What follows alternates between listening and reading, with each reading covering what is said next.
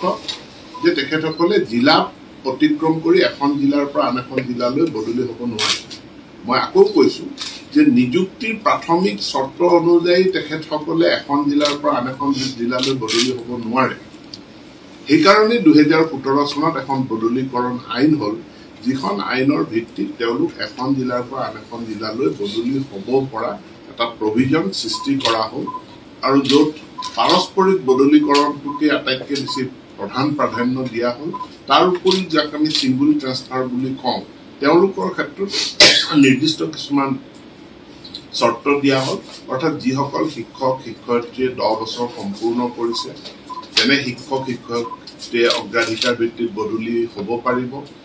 দিব্যাংগ শিক্ষক শিক্ষয়িত্ৰীৰ ক্ষেত্ৰত তেওঁলোকৰ যদি 2 বছৰ হয়, বা আন কোনো শিক্ষক শিক্ষয়িত্ৰীৰ নিজৰ যদি কোনো জটিল ৰোগ হৈছে, বা সন্তানৰ জটিল ৰোগ হৈছে, বা স্পাউচৰ পতি বা পত্নীৰ যদি জটিল ৰোগ হৈছে, তেনেহ'লে তেওঁলোকেও বদলীকৰণ পাব। চৰ্ত যে তেখেতসকলে জিলা অতিক্ৰম কৰি এখন জিলাৰ পৰা আন এখন জিলালৈ বদলি হ'ব নোৱাৰে। মই আকৌ কৈছো যে নিযুক্তিৰ প্ৰাথমিক চৰ্ত অনুযায়ী তেখেতসকলে এখন জিলাৰ পৰা আন এখন জিলালৈ বদলি হ'ব নোৱাৰে।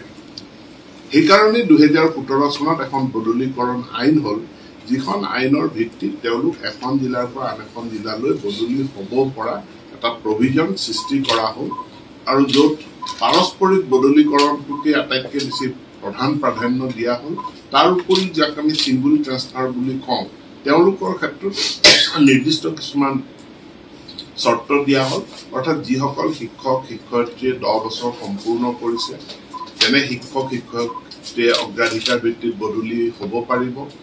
দিব্যাংগ শিক্ষক শিক্ষয়িত্ৰীৰ ক্ষেত্ৰত তেওঁলোকৰ যদি 2 বছৰ হয়, বা আন কোনো শিক্ষক শিক্ষয়িত্ৰীৰ নিজৰ যদি কোনো জটিল ৰোগ হৈছে, বা সন্তানৰ জটিল ৰোগ হৈছে, বা স্পাউচৰ পতি বা পত্নীৰ যদি জটিল ৰোগ হৈছে, তেনেহ'লে তেওঁলোকেও বদলীকৰণ পাব।